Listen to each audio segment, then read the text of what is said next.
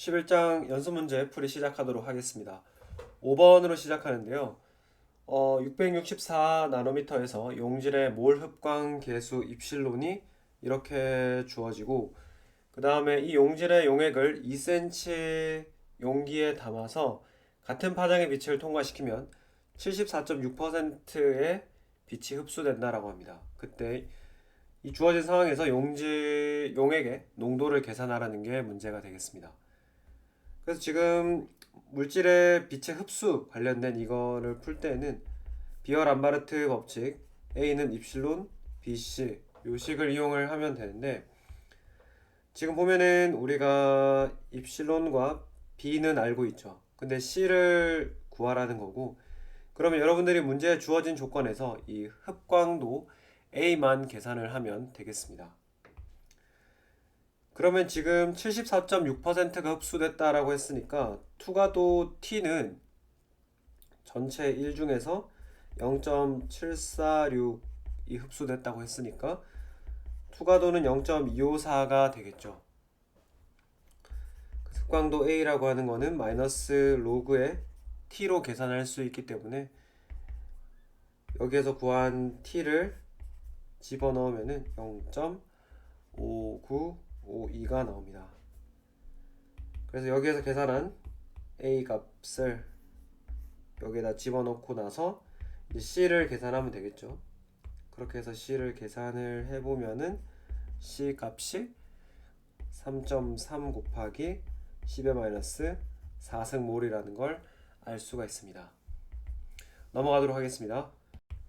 7번 문제는 전자 상태가 들뜬 분자의 평균 수명은 대략 10의 8승 초로 주어진다. 마이너스 8승 초로 주어진다라고 하네요. 복사선의 방출이 610 나노미터에서 일어날 때에 진동수의 불확정성 델타 U와 파장의 불확정성 델타 람다를 계산하라는 것이 문제가 되겠습니다. 그래서 우리가 앞에서 봤던 그 하이젠버그 불확정성 원리의 또 다른 형태들을 살펴봐 보면은 델타 U라고 하는 값은 4파이 델타 T분의 1로 주어진다라고 했습니다. 그 말은 4파이 곱하기 우리가 들뜬 상태의 수명 10의 8승초를 집어넣을 수 있겠죠. 그래서 10의 마이너스 8승초를 이렇게 집어넣고 계산을 하면은 대략 8.0 곱하기 10의 6승 초의 역수 요런 값을 얻을 수가 있겠습니다. 그리고 나서 이제 파장에 대한 불확정성을 얻어야 되는데, 파장 람다라고 하는 값은 U분의 C 이렇게 얻을 수가 있죠. 그러면은 우리가 양변에 미소 변이를 취해 보면은 D 람다가 되고요. 여기서는 델타라는 기호를 쓰도록 합시다. 우리가 유의미한 변화량을 이야기하기 때문에 이렇게 되고, 그리고 이게 C에다가 U분의 1을 미소 변이를 취한다. 즉 미분을 하면은 마이너스 U 제곱분의 1 곱하기 델타 U 뭐 이렇게 됩니다. 근데 우리는 지금 이 부호를 신경 쓰지 않고 오로지 크기, 방향을 신경 쓰지 않고 크기만 신경 쓰기 때문에 델타 람다라고 하는 것은 람다 제곱분의 C 곱하기 델타 U 이렇게 되겠죠. 근데 우리가 앞에서 봤다시피 람다라고 하는 것이 C 나누기 U로 주어지기 때문에 이게 결국에는 람다 곱하기 U분의 델타 U 이렇게 되겠죠. 식의 모양을 정리하면은 람다분의 델타 람다는 U분의 델타 U다 뭐 이런 식을 쓸 수가 있고요. 아무튼 근데 우리가 문제를 풀 때는 이런 식을 그대로 쓰는 게 훨씬 좋겠죠. 그래서 610 나노미터 곱하기 진동수를 계산할 수 있죠. 진동수 U를 람다분의 C로 계산할 수 있으니까 계산을 하면은 4.915 곱하기 10의 14승 초의 역수분의 델타 U는 8.0 곱하기 10의 6승 초의 역수. 이렇게 해서 계산하면 9.9 곱하기 10의 마이너스 6승 나노미터다. 이거 뭐 굉장히 적은 오차를 가진다. 이렇게 되겠습니다. 넘어가도록 하겠습니다. 네, 15번 문제는 묽은 시료를 NMR에서 한 번 주사한 결과, 그러니까 한 번 측정한 결과 신호대 잡음비 S 나누기 N이 1.8로 얻어졌다라고 하네요. 만약에 한 번의 주사가 8분이 걸릴 경우 S 나누기 N 시그널 대 노이즈의 비가 20인 스펙트럼을 생성하기 위해서 최소 몇 번을 주사해야 하는지 계산하라는 게 문제가 되겠습니다. 그래서 우리가 알고 있는 사실들을 바탕으로 한번 써보면은, 우리가 앞에서 봤을 때 시그널은 측정 횟수에 비례하고 노이즈의 경우에는 루트 n에 비례한다, 이런 이야기를 했었습니다. 그러면은 노이즈 대 시그널 이 비를 우리가 n번 측정했을 때 어떻게 될 거냐, 그러면 이거는 처음 측정했을 때보다 시그널은 n배가 될 거고 노이즈는 루트 n배가 되겠죠. 그래서 이 앞에 측정 횟수에 관련된 부분을 b를 취해 보면은 루트 n이 되고, 그래서 결국에는 한 번 측정할 때보다 이 측정 횟수를 반복하면 반복할수록 시그널 대 노이즈의 b가 루트 n에 비례해서 자꾸 커진다라는 걸 알 수가 있습니다. 우리가 한 번 측정했을 때의 b가 이제 요 값이 1.8이라고 했고, 우리가 원하는 거는 한 20 정도 되는 값을 원한다라고 했으니까 요거를 풀어보면은 루트 n이 대략 몇 번일까요? 한 11.1 정도가 되고, 그 말은 n이 123회 정도는 돼야 된다라는 거죠. 그래서 이제 우리 책에 뭐 시간을 왜 줬는지 모르겠네요. 123번을 측정하면 되고, 만약에 뭐 분으로 알고 싶다 그러면 여기에다가 이제 8분을 곱해주면 되겠습니다. 넘어가도록 하겠습니다. 네, 17번은 다음에 주어지는 전자기 복사원에 대해서 진동수 뉴, 그 다음 파수, 에너지, 그리고 그 전자기 스펙트럼의 영역 등을 나열하라는 것이 문제가 되겠습니다. 그래서 이 문제는 우리가 분광학 용어의 기초에 해당하는 부분이 되겠는데, 진동수 U라고 하는 것은 람다분의 C로 주어지죠. 그리고 파수 U 틸다는 람다분의 1로 주어지고요. 그 다음에 에너지 E의 경우에는 한유로 주어지니까 뭐 람다분의 HC 이렇게 쓸 수가 있겠습니다. 그리고 이제 에너지의 경우에는 일렉트론 볼트 단위로 나타내야 되는데 1 일렉트론 볼트가 1.602 곱하기 10의 마이너스 19승 줄에 해당한다. 이렇게 알면은 하나만 해보면 나머지는 여러분들이 할 수 있을 것 같아요. 그래서 첫 번째, 진동수 2배로 된 ND 야그 레이저의 532 나노미터 파장, 532 나노미터 파장이라고 하네요. 그러면은 이거는 람다분의 C니까 532 나노미터 곱하기 3 곱하기 10의 8승 미터 퍼 세크, 이렇게 해서 계산하면 되겠죠. 이렇게 해서 계산하면은 5.64 곱하기 10의 14승 초의 역수, 이렇게 나올 텐데 초의 역수가 헤르츠가 되겠고요. B번, 파수의 경우에는 람다분의 1로 주어지니까 532 나노미터 분의 1 그대로 계산을 하면 되고, 1.88 곱하기 10의 4승 센티미터 역수. 그리고 에너지의 경우에는 람다분의 HC니까 플랑크 상수 6. 따로 안 썼지만 이거 당연히 외우실 필요 없습니다. 다 드릴 거예요. 그 다음에 빛의 속도는 3 곱하기 10의 8승 미터 퍼 세크. 이렇게 전부 집어넣고 계산하면은 2.33 EV가 되겠습니다. 그리고 이제 뭐 이런 부분은 조금 암기가 들어갈 수밖에 없는데, 파장이 530이다 하면은 이거는 가시광선에 해당하는 부분이죠. 나머지 부분 4개의 전자기 복사원에 대해서는 여러분들이 해보시기를 권해드리고, 넘어가겠습니다. 네, 20번 보도록 하겠습니다. 20번은 어떤 이원자 분자에 J는 4에서 3으로 오는 전위가 0.5 파수에서 나타났다. 이 분자를 강체 회전자라고 가정하고 J는 6에서 7로 가는 전위가 나타나는 파수를 구하시오라는 게 문제가 되겠습니다. 그래서 우리는 강체 회전자의 에너지 준위는 회전 에너지 델타 E 로테이션이라고 쓸 수가 있고, 이 에너지는 회전 상수 B에 H를 곱하고 여기에 EJ 프라임 이렇게 쓸 수가 있죠.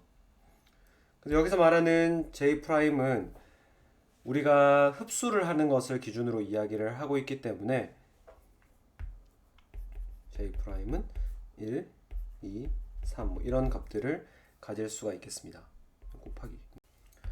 그래서 우리는 지금 처음에 주어진 정보를 이용을 해가지고 이 회전상수 B를 계산을 할 거고, 그거를 가지고 우리가 궁금해하는 6에서 7로 갈 때에 필요한 에너지, 그리고 거기에 해당하는 파수를 계산을 하도록 하겠습니다. 그래서 우리는 지금 파수를 알고 있기 때문에 회전 에너지 준위를 파수를 가지고 표현을 해보면은 HC에 뉴 틸다 이렇게 쓸 수가 있겠고요. BH EJ 프라임인데 지금 흡수를 기준으로 생각하면은 뭐 3에서 4로 가는 거라고 생각할 수 있겠죠. 그래서 여기에 우리가 숫자 4를 대입을 하면은 되겠습니다. 이렇게 해서 이제 B 값을 계산을 하면 되는데, 이게 단위 같은 것들을 좀 헷갈리실 수 있으니까 단위를 한번 다 적어가면서 해보도록 하겠습니다. 그래서 2 곱하기 4는 그냥 숫자고요. 빛의 속도의 경우에는 3 곱하기 10의 10승 cm per sec, 그리고 파수는 0.5 cm의 역수라고 주어졌으니까 이렇게 해서 계산하면 되겠고, 그 계산 결과는 1.87 곱하기 10의 9승 초의 역수 이렇게 되겠습니다. 그리고 나서 이제 우리가 계산할 것은 6에서 7로 가는 거니까 J 프라임이 7인 값이 되겠죠.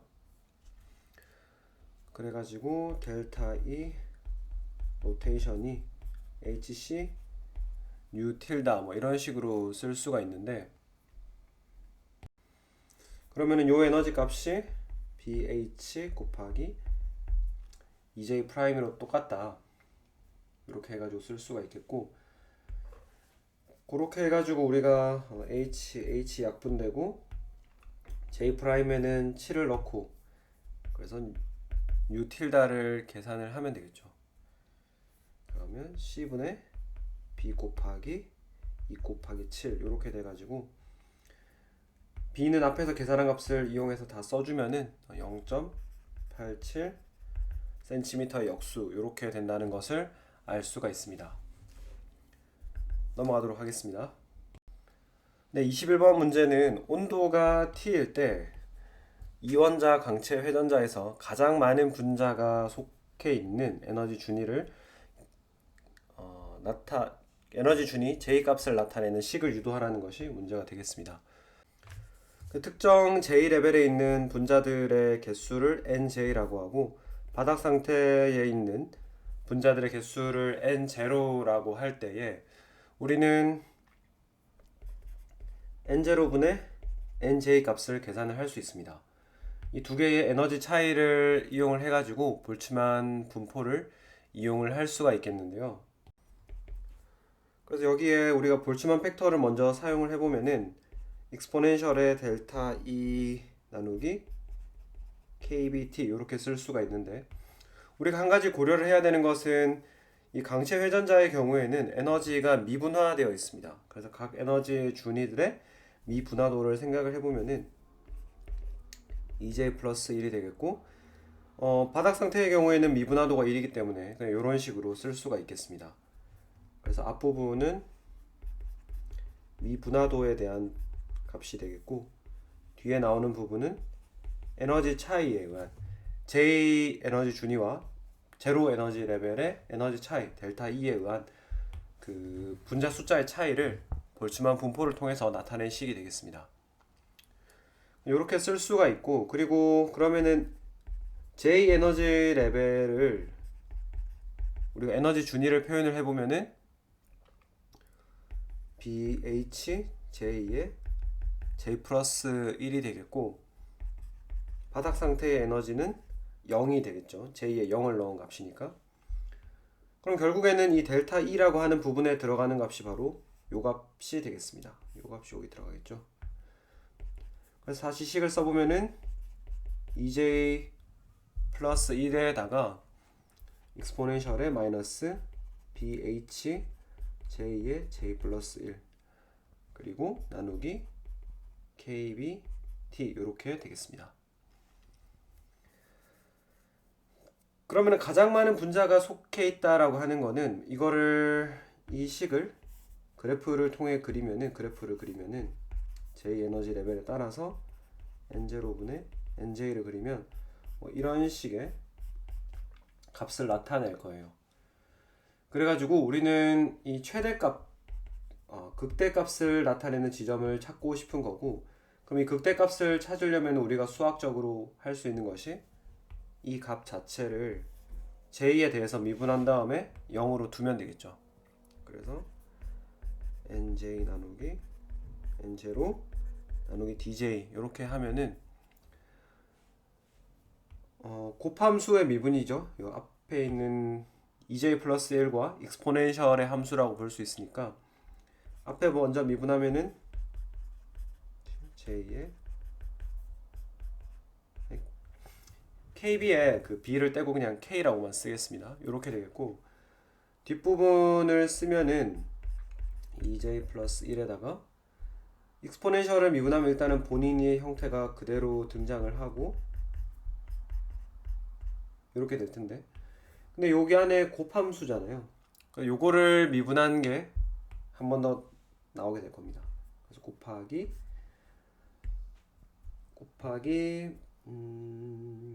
KT분의 BJ죠. 네. KT분의 BJ가 남고, 그리고 남아있는 부분이 마이너스 EJ 마이너스 1 이렇게 되겠습니다. 이 부분이 J제곱 더하기 J이기 때문에 그죠? 마이너스가 붙어있는, 미분하면은 마이너스 2J 빼기 1 이렇게 되겠네요. 이렇게 한 다음에 그럼 우리가 이제 식의 모양을 정리를 해보면은 익스포넨셜 부분이 나올 거고요. 이렇게 나올 거고, 그럼 2 빼기 이 부분이 지금 똑같네요. 마이너스가 빠져나왔으니까 2j 플러스 1의 제곱 곱하기 kt분의 bj 이렇게 되겠네요. 결국 우리가 알고 싶은 것은 이 값이 0이 되는 지점을 찾겠다라는 거예요. 이 값이 0이 되는 j 값을 찾겠다. 이건 앞에 익스포넨셜 부분은 절대 0이 될 수가 없죠. 그럼 그 말은 여기 뒤에 부분이 0이 되어야 한다는 이야기가 되겠습니다. 그래서 2 빼기 2j jmax라고 할게요. jmax 더하기 1 제곱에 kt분의 bj가 아니라 bh죠. 네, bh입니다. bh 이렇게 되겠죠. 이게 0이 된다. 그래가지고 우리가 J에 대해서 이 식을 풀어보면은 Jmax는 어떤 식으로 주어지냐면은 2분의 1에다가 루트 BH분의 2kt-1 이렇게 주어지게 되겠습니다. 그래서 이제 문제 두 번째 딸려 있는 문제는 유도된 식을 25도씨일 때 HCl 분자의 속도 회전 상수는 10.59 파수 센티미터 역수 이렇게 나오니까 그럼 여기에다가 이제 필요한 값들을 다 집어넣으면 되죠. 298 켈빈으로 바꿔서 넣고 그 다음에 B 틸다의 경우에는 B와 어떤 관계가 있냐면은 B가 B 틸다의 빛의 속도 C를 곱한 거니까요. 그래서 우리가 다 변환을 해가지고 넣어주게 되면은 HCl의 경우에는 Jmax 값이 대략 한 2.6이 나옵니다. 그래서 우리가 뭐 이렇게 생겼다고 할 때에 이렇게 생겼다고 할 때 실제로 최대 맥스를 찍는 거는 여기 사이에 J가 2.6일 때라는 건데, 근데 J는 양자화된 값으로 정수만 가능하니까 그러면은 대략 J가 2이거나 3이거나 이 둘 중에 하나가 최대값을 가질 거다라고 답을 할 수 있겠죠. 네, 다음 문제로 넘어가도록 하겠습니다. 25번은 분자 HF의 순수 회전 스펙트럼의 간격이 41.878cm 역수인 여러 개의 흡수선으로 이루어져 있다. 이 분자의 결합 길이를 계산하시오라는 게 문제가 되겠습니다. 그래서 우리가 회전 스펙트럼의 간격이 얼마나 분리되어 있냐 하면은 바로 파수를 기준으로 나타냈을 때 2b 틸다만큼 차이가 나 있죠. 근데 이 b 틸다라고 하는 건 어떻게 주어졌었냐 하면은 회전 상수 b를 빛의 속도 c로 나눠주면 되겠습니다. 그래서 이거는 c분의 2 곱하기 회전 상수 b 이렇게 되는데, 회전 상수 b가 어떻게 주어졌었냐 하면은 c분의 2 곱하기 4파이 i분의 h바 뭐 이렇게 주어졌었죠. 그래서 우리가 그러면 스펙트럼의 간격이 41.878cm의 역수다라고 했을 때, 그러면 우리가 이 등식의 관계로부터 우리는 관성 모멘트 i의 값을 알 수가 있습니다. 그래서 관성 모멘트 i의 값을 계산을 해보면은 그 값이 한번 계산을 하는 연습을 해볼까요? 항상 단위들이 중요하기 때문에 i는 c분의 2 곱하기 4파이분의 h바 곱하기 41.878cm의 역수 이렇게 되겠죠. 이렇게 한 다음에 우리가 값들을 다 집어넣고 계산을 해보면은 1.3374 곱하기 10의 마이너스 47승 kg 곱하기 미터 제곱 이렇게 얻을 수가 있습니다. 그래서 빛의 센티미터 퍼 세크를 집어넣고요. 그 다음에 h바의 경우에는 6.625 곱하기 10의 마이너스 34승 줄 세크를 2파이로 나눈 거죠. 그래서 관성 모멘트 i를 계산했는데 i라고 하는 것은 환산 질량 μ 곱하기 두 입자 사이의 거리 r의 제곱 이렇게 되겠죠. 그래서 환산 질량 μ를 계산을 하면은 우리가 반지름 결합 길이 r을 얻을 수가 있겠습니다. 그래서 이 환산 질량이 어떻게 정의가 됐냐 하면은 수소 원자의 질량분의 1 더하기 플로린의 질량분의 1 뭐 이렇게 이야기를 할 수 있죠. 그래서 수소 원자의 질량을 1AMU라고 하고 그 다음에 플로린 원자의 질량을 19AMU라고 이렇게 가정을 하고 나서 U를 계산을 해보면은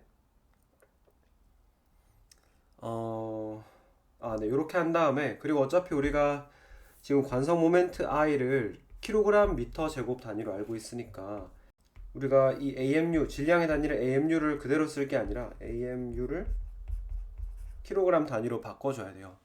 그래서 환산인자는 1AMU는 1.66 곱하기 10의 마이너스 27승 kg 이렇게 됩니다.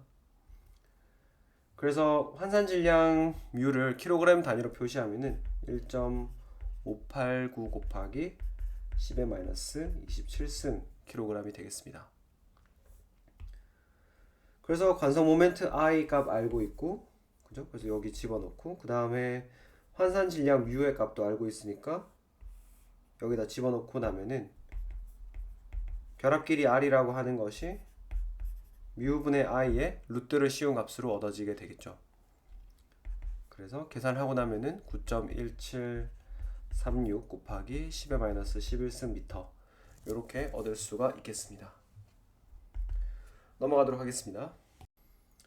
27번 문제는 주어진 분자들 중에서 IR 활성인 것을 고르시오 하고 이렇게 6개의 분자를 주었는데요. 그래서 IR의 경우에는 동핵 이원자 분자는 어떤 분자의 진동에 의해서 다이폴 모먼트 쌍극자의 변화가 없기 때문에, 그죠?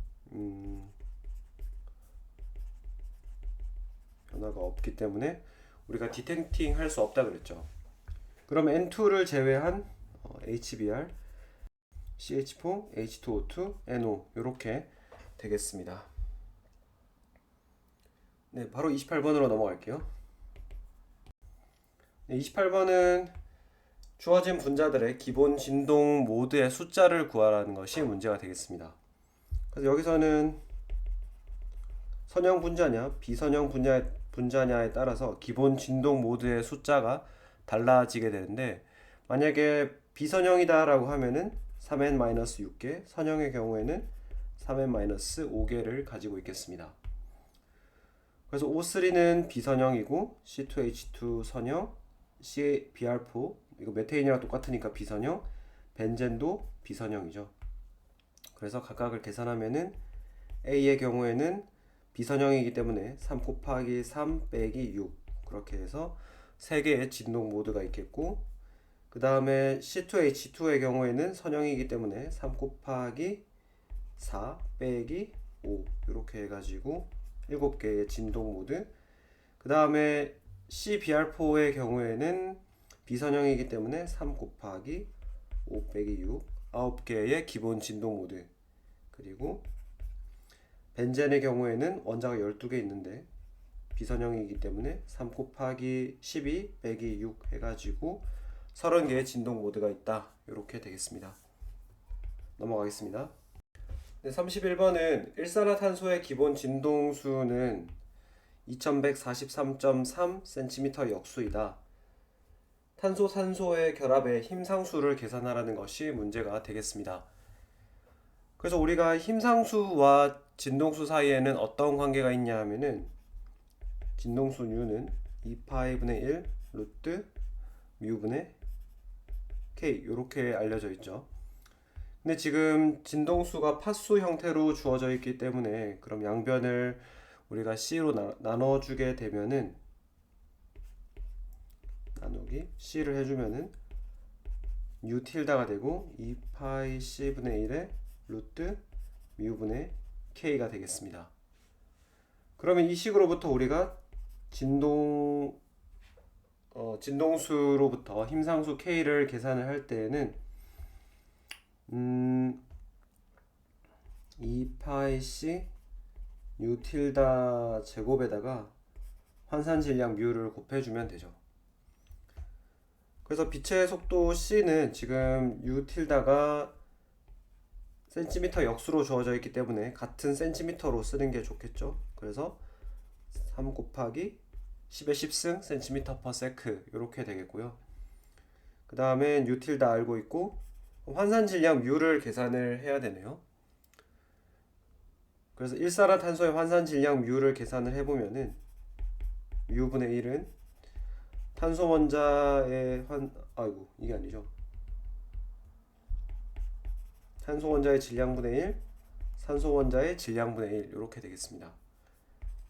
탄소 원자의 질량을 원자 한 개 12AMU, 그 다음에 산소 원자 한 개의 경우에는 16AMU로 볼 수 있고, 1AMU가 1.66 곱하기 10의 마이너스 27승 킬로그램에 해당하기 때문에, 그럼 우리가 환산 질량 뮤를 킬로그램 단위로 표시하면 1.1385 곱하기 10의 마이너스 26승 킬로그램이 되는 거죠. 네, 그래서 여기 있는 단위들을 여러분들이 다 집어넣고 계산을 한번 해볼게요. 한 번 정도는 해볼 만할 것 같아요. 그래서 4파이 제곱 c 제곱 뉴 틸다의 제곱 곱하기 뮤 이렇게 될 텐데, 4파이 제곱은 뭐 단위가 없으니까 그 다음에 빛의 속도를 제곱, 그 다음에 진동수는 여기 주어져 있죠. 2143.3 파수의 제곱. 그럼 환산 질량은 1.1385 곱하기 10의 마이너스 26승 킬로그램. 그래서 이렇게 해가지고 전부 단위를 정리를 해보면은 뭐 센티미터, 센티미터 이렇게 사라지게 되겠고, 결국에 남는 단위는 값을 한번 써볼게요. 1855.8의 킬로그램의 초에 마이너스 2승 이렇게 얻어지겠습니다. 그래서 뭐 이 단위만 봤을 때는 어떤 단위인지 잘 알 수가 없을 텐데, 분모 분자에다가 우리가 미터, 거리에 해당하는 것을 곱해주고 나서 보면은 요렇게 묶여가지고 분자에 있는 것들이 묶여가지고 요 모양이죠. 킬로그램 곱하기 미터 퍼 세크 제곱, 질량 곱하기 가속도의 형태가 되니까 분자가 힘의 단위가 되겠습니다. 그래서 1855.8 뉴턴 퍼 미터, 이렇게 힘상수에 해당하는 단위가 얻어지는 거죠. 넘어가도록 하겠습니다.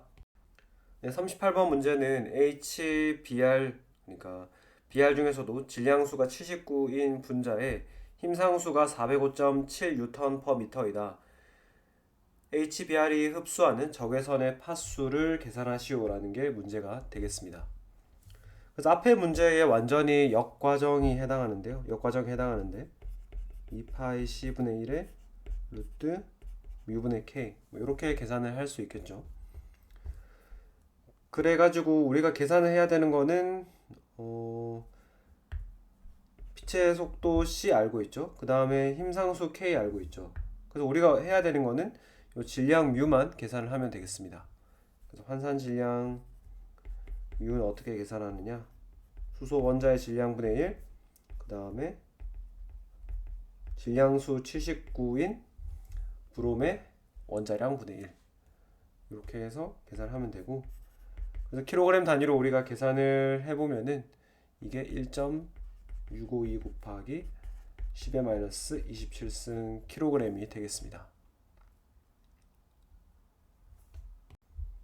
그래서 값을 한번 대입을 해보면은 2파이 곱하기 3 곱하기 10의 10승 센티미터 퍼 세크분의 1에 K는 405.7 뉴턴 퍼 미터고요.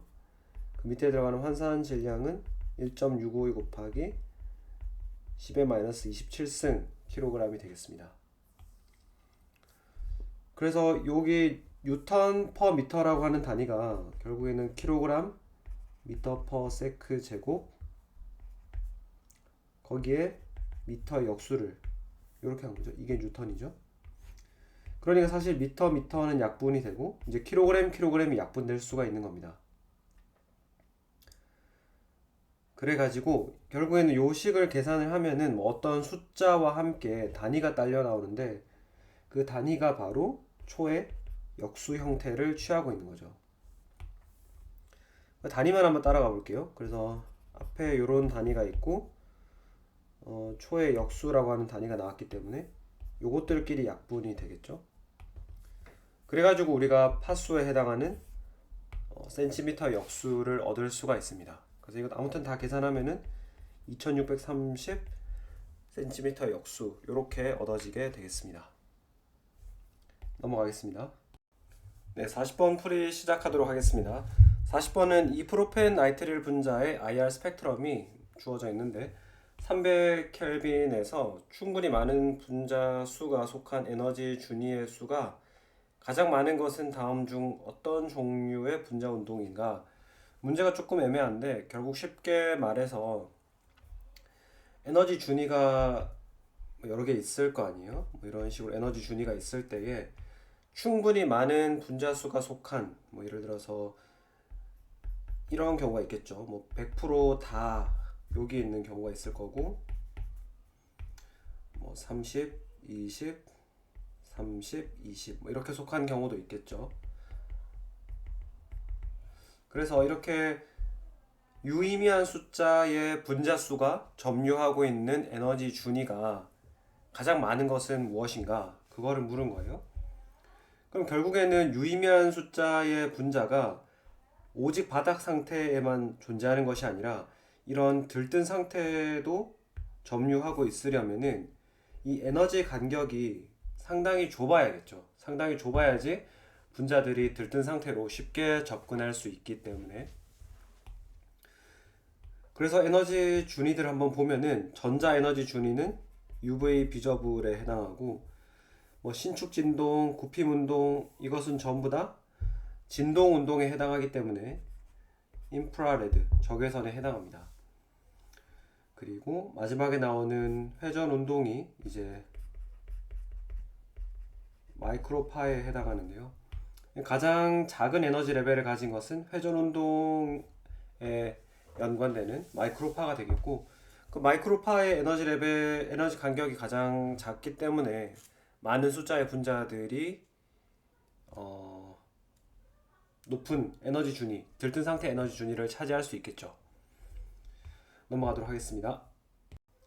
44번 문제는 스톡스 라만 산란 빛이 안타이 스톡스 라만 산란 빛보다 더 밝은 이유를 설명하라고 했습니다. 그래서 우리가 스톡스 라만과 안타이 스톡스 라만의 비교를 해보면은 바이브레이션 에너지 레벨이 바닥 상태 이렇게 첫 번째, 두 번째 에너지 준위가 있을 수 있죠. 여기에는 가상의 에너지 준위가 있겠습니다. 그 스톡스 라만의 경우에는 이렇게 꼭 바닥 상태일 필요는 없지만 올라갔다가 더 높은 에너지 준위, 더 높은 진동 에너지 준위로 떨어져서 입사광의 세기보다 에너지보다 투과광의 에너지가 더 작은 경우를 의미를 합니다. 그럼 안타이 스톡스 라만은 어떤 걸 뜻하냐면은 이렇게 들뜬 이미 진동 에너지적으로 봤을 때 들뜬 상태에 있던 것이 이런 가상 에너지 준위로 갔다가 떨어지는 이런 경우를 의미해서 이때는 입사광의 에너지 한유보다 산란광 한유 프라임의 에너지가 더 큰 경우죠. 이렇게 되겠습니다. 그래서 스톡스 라만이 더 밝게 나타나는데 그 이유는 스펙트럼에서 밝기라고 하는 것이 결국에는 그 빛을 흡수할 수 있는 분자의 개수와 밀접한 연관이 있겠습니다.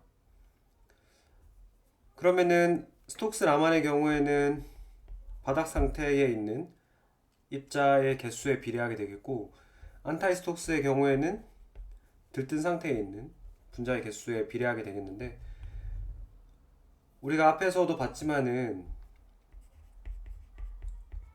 진동 에너지 레벨은 한유 간격으로 주어진다라고 말씀을 드렸죠. 그래가지고 이 에너지 값이 충분히 크기 때문에 어떤 실제 실온에서 대부분의 분자들은 바닥 상태에 머물게 됩니다. 그래서 실온 대략 25도씨에서는 많은 숫자의 분자들이 바닥 상태에 머물기 때문에 V가 제로인 상태에 머물기 때문에 들뜬 상태에는 많이 없다. 그래서 여기는 많이 없기 때문에 이런 안타이 스톡스 라만의 스펙트럼이 약하게 나타날 수밖에 없겠죠. 넘어가도록 하겠습니다. 46번은 633나노미터인 헬륨 네온 레이저를 992cm 역수의 강한 진동 모드를 가지고 있는 벤젠 액체 실을 조사하였다.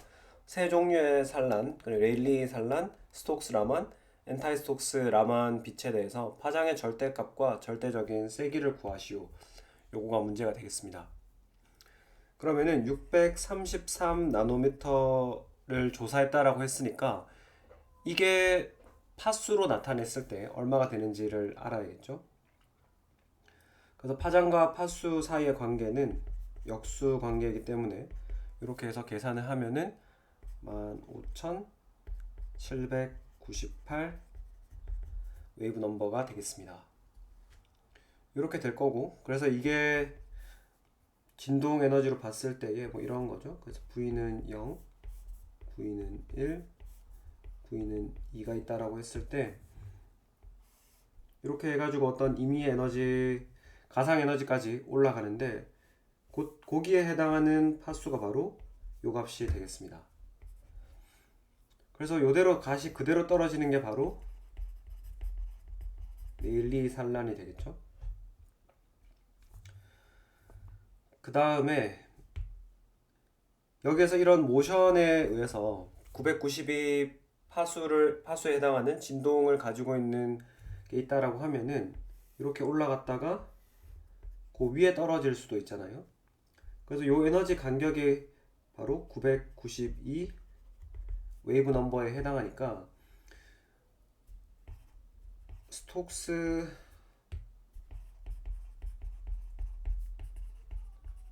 라만의 경우에는 레일리 산란보다 992 파수가 더 작은 곳에 나타나겠죠. 그래서 15,798 빼기 992 하면은 그 위치가 14,876 웨이브 넘버가 되겠습니다.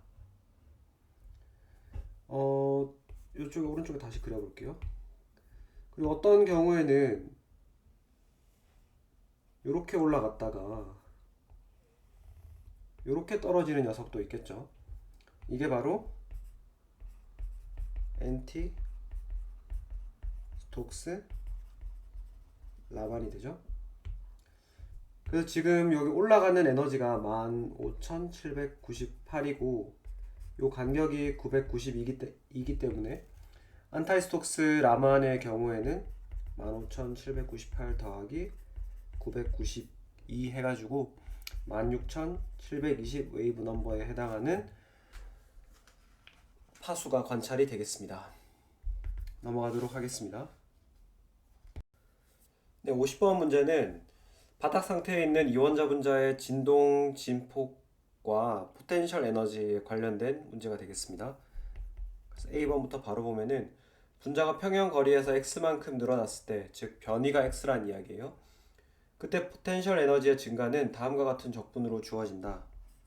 0에서 x 변이를 조금 헷갈리게 해놨네요. 이렇게 해놔가지고 사실 요 변이를 나타내는 x와, 그러니까 최종 변이를 나타내는 x와 임의의 변이 값을 나타내는 x가 같아가지고 조금 헷갈릴 수 있어요. 근데 사실 저는 요거를 좀 다르게 썼으면 좋겠는데요. 똑같은 말이지만은 변이를 그냥 L이라고 표현합시다. 그래서 이렇게 하면은 이거 적분하면은 K 곱하기 2분의 1 L제곱 0에서 X까지 이렇게 되겠죠. 그렇게 해서 대입을 하면은 2분의 1 KX제곱 이렇게 얻을 수가 있겠습니다. 그리고 B번, 그럼 바닥 상태의 진동 에너지와 포텐셜 에너지를 같다고 놓고 진동의 진폭을 구하시오. 얼마만큼 용수철이 최대로 벌어졌다가 줄어들었다가 하느냐, 이거를 물어보는 겁니다. 사실 이거를 우리가 터널링 할 때 비슷한 이야기를 나누었었는데, 여기서 지금 최대 진폭을 크기를 구하라고 했죠. 최대 변이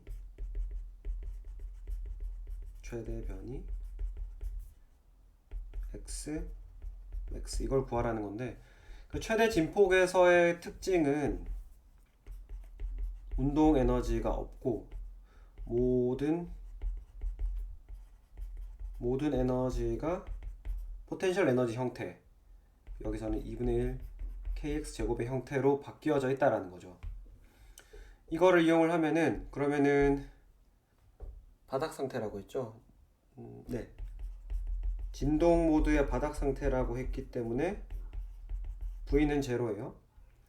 그러면은 진동 에너지 준위는 V 플러스 2분의 1의 하한 U이기 때문에 바닥 상태에서는 2분의 1 하한 U가 되겠네요.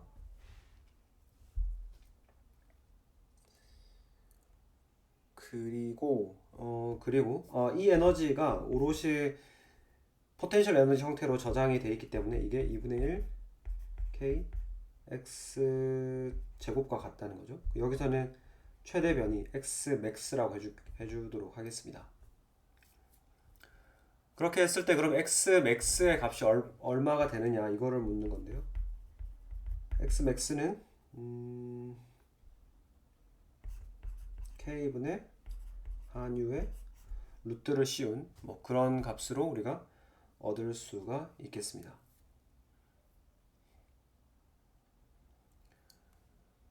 근데 이제 여기에서 사실 우리 문제에서 이 u를 사실 이렇게 써도 답이 되거든요. 답이 되는데 이제 여기에서 더 한 단계 더 나아가 본다라고 하면은 이 u라고 하는 게 2파이분의 1의 루트 뮤분의 k 이렇게 쓸 수 있죠. 그래가지고 요거를 집어넣으면 k분의 h에 2파이분의 1의 루트 뮤분의 k 뭐 이렇게 되는 겁니다. 식의 형태가 좀 많이 복잡한데요. 뭐 아무튼 이렇게 쓸 수 있습니다. 여기서 루트 k 네, 낙분할 수 있겠네요. 그러고 나면은 2파이분의 h에 뮤 k분의 1 뭐 이렇게 쓸 수 있겠네요. 네. 예전에 터널링 했을 때 좀 비슷한 이야기를 했었습니다. 그리고 염산, 그 중에서 수소와 35 염소의 힘상수 K를 4.84 곱하기 10의 2승 뉴턴 퍼 미터 이렇게 둔 다음에 V는 0 상태에 진폭을 구하라고 했네요. 그래서 우리가 여기 구한 식에다가 다 집어넣으면 되겠죠. 한번 집어넣어 보면은 2파이분의 6.626 항상 단위가 굉장히 중요해요. 그래서 단위를 같이 가지고 가는 연습을 꼭 해보시고요. 여기에 안에 루트 뮤분의 k인데 뮤를 따로 계산해 볼게요. 뮤분의 1은 수소 원자분의 1에 염소 35분의 1 이렇게 되겠죠. 그래서 뮤를 계산을 하면은 1.627 곱하기 10의 마이너스 27승 kg이 돼요. 그래서 주어진 값들을 넣어보면 1.627 곱하기 10의 마이너스 27승 kg 거기에 곱하기 힘상수가 4.84 곱하기 10의 제곱 뉴턴 퍼 미터. 굉장히 누더기 됐네요. 이렇게 되죠. 이렇게 되는데 그러면 우리가 단위들을 하나씩 살펴보면은 뉴턴이라고 하는 게 킬로그램 곱하기 미터 퍼 세크 제곱이죠. 이렇게 되니까 날아가는 것이 미터가 약분이 되고 그러면은 분모의 킬로그램 제곱 밑에 가서 다시 써보도록 할게요. 뭐 숫자는 숫자대로 이제 계산을 하면 되고 단위만 봐보면은 줄 세크가 남아있고 이 루트 안에다가 킬로그램의 제곱에 그 다음에 이렇게 남아있게 되겠네요. 그죠?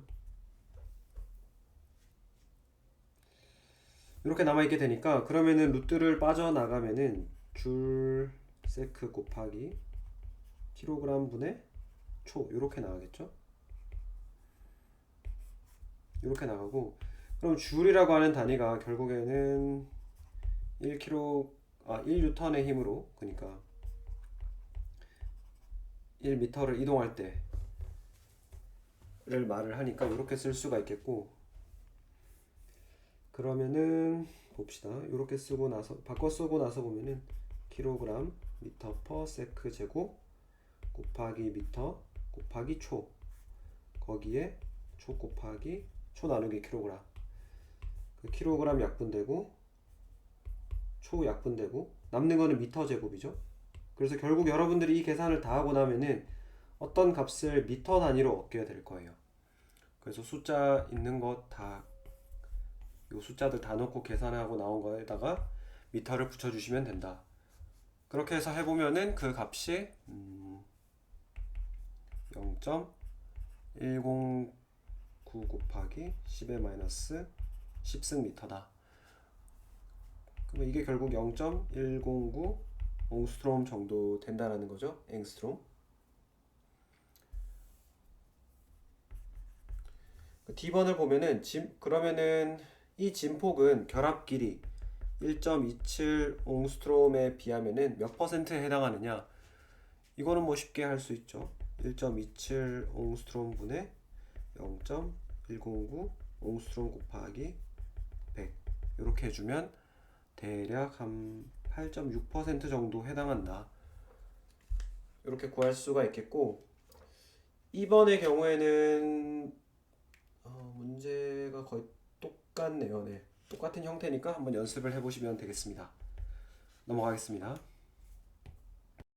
56번 문제는 들뜬 진동 상태의 회전상수 B'은 바닥 상태의 회전 상수 B 더블 프라임의 값보다 큰가 작은가 혹은 큰가 같은가 작은가를 물었습니다.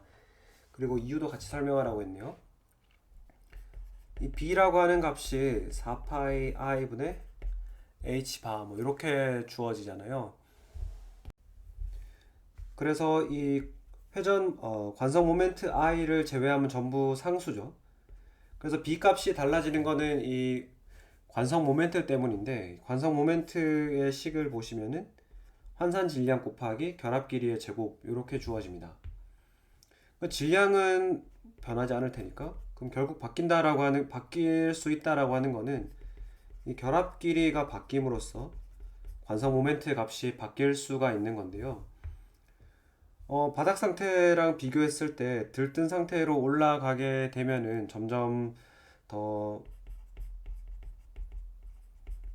비조화성의 성질이 그러니까 기여도가 커진다라고 했죠. 그 말은 들뜬 상태의 결합 길이가 바닥 상태의 결합 길이보다 더 길다.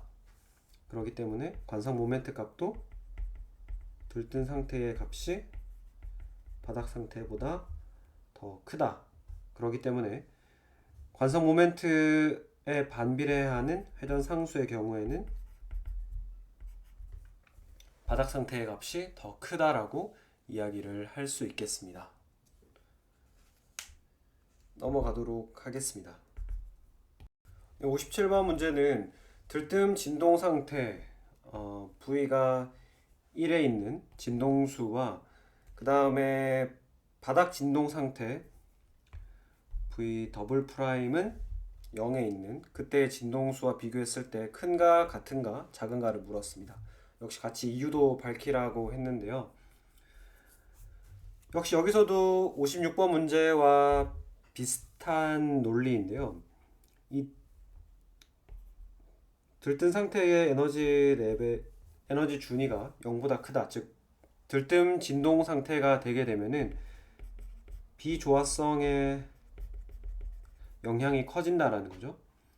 비조화성의 영향이 커진다라고 하는 거는 결국 용수철이 더 이상 되돌아올 수 없는 그런 형태로 된다라는 이야기예요. 그 말은 용수철이 점점 그러니까 느슨해진다. 느슨해지기 때문에 K 값이 떨어진다라고 우리가 이해를 할 수 있죠. 그럼 진동수는 2파이분의 1의 루트 뮤분의 K로 주어지기 때문에 이 진동수가 작아진다라고 하는 것이 결국에는 힘상수 K가 작아진다라고 하는 것이 결국은 진동수 U가 작아지는 결과를 만들어낸다. 그래서 V 프라임이 V 더블 프라임 바닥 상태의 진동수보다 더 작게 나타난다라는 것을 알 수 있습니다. 넘어가도록 하겠습니다. 61번은 테라헤르츠 복사선에 관련된 건데요. 뭐 설명은 여러분들이 읽어보시면 될 것 같고, T선의 진동수가 1테라헤르츠, 진동수가 1테라헤르츠일 때 파장과 파수를 계산하시오. 1테라헤르츠가 1 곱하기 10의 12승 초의 역수 이렇게 되거든요. 이때 파장을 계산하라고 했고 파수를 계산하라고 했네요. 먼저 파장은 진동수와 어떤 관계가 있냐 하면은 람다분의 U분의 C로 계산할 수 있죠.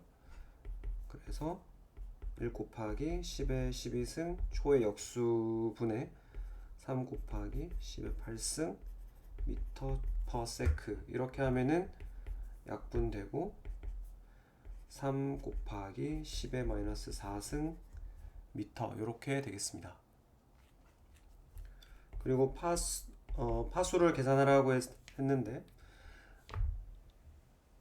파수의 정의 자체가 그 진동수율을 C로 나눈 거고, 아니면은 파장의 역수니까 파장의 역수를 넣고 계산을 하면은 대략 33 웨이브 넘버 이렇게 계산할 수가 있겠습니다. 그래서 B번은 이 정도의 파장을 가지는 것은 전자기 스펙트럼에서 어느 영역에 해당하느냐, 이거는 찾아보면 되겠죠. 그래서 이거는 거의 우리 교재를 보니까 마이크로파의 거의 가장 상단, 그러니까 가장 진동수로 봤을 때 마이크로파의 거의 끝, 그리고 인프라레드의 가장 느린 진동수 쪽, 뭐 요 정도 사이 정도에 있다라고 할 수 있겠습니다. 그리고 테라헤르츠 복사선으로 들뜨게 할 수 있는 분자 운동은 어떤 것이 있겠느냐? 이거를 봤을 때 지금 마이크로파와 인프라레드의 중간쯤이라고 했기 때문에 우리가 기대할 수 있는 것은 마이크로파의 최상단이기 때문에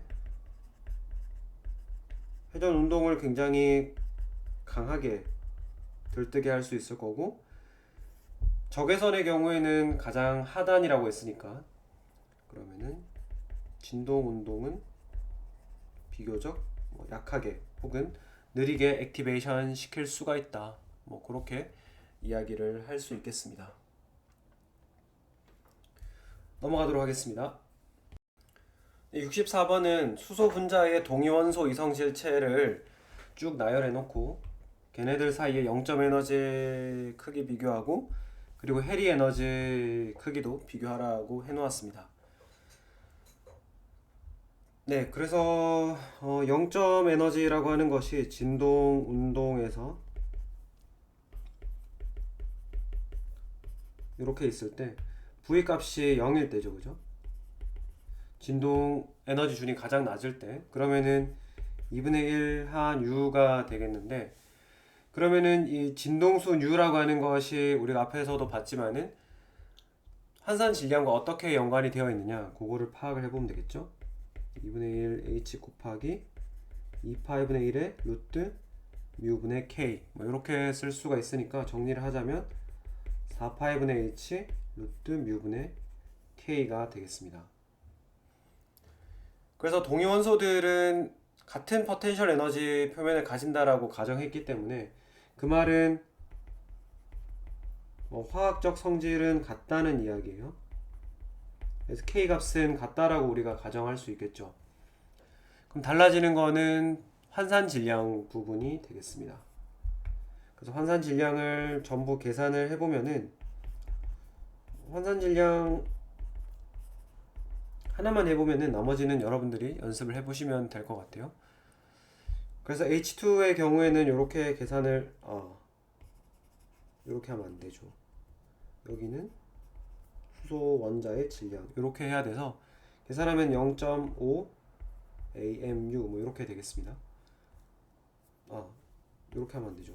제가 마음이 급해가지고 H2의 환산 질량은 0.5 AMU 정도 되겠습니다. 그래서 이런 유사한 방식으로 HD 그 다음에 D2 HT D2 DT 전부 계산을 여러분들이 하실 수 있겠죠. 왜냐하면은 어떻게 하냐 하면은 이거의 수소 원자의 질량이 1AMU가 되겠고 D라고 하는 것이 중수소니까 이게 대략 2AMU, 삼중수소 T가 3H이기 때문에 대략 3AMU. 그래서 계산을 쭉 다 하시면 돼요. 이렇게 하면 어떤 값들이 나올 텐데 질량 구성 원자들의 질량이 점점 커지기 때문에 여기는 계산하면 0.67 AMU 뭐 이런 식으로 갈수록 커지게 될 거예요. 네. 여기는 같겠죠? 아무튼 뭐 이렇게 다 계산을 한 다음에 여기에다가 집어넣으면은 되는데 결국에 그 말은 0점 에너지 값과 그래서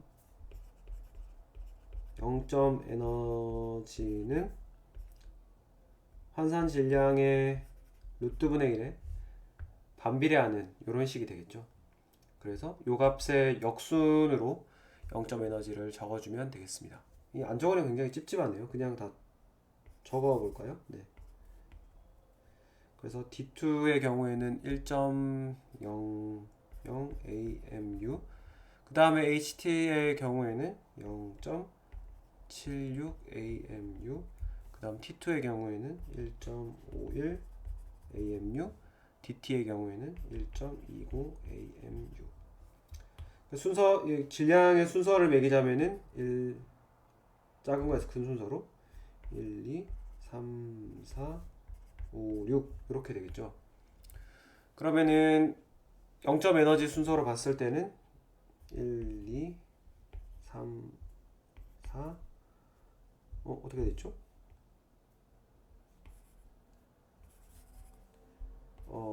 1, 2, 3, 4, 5, 6 네, 이렇게 되겠죠. 네.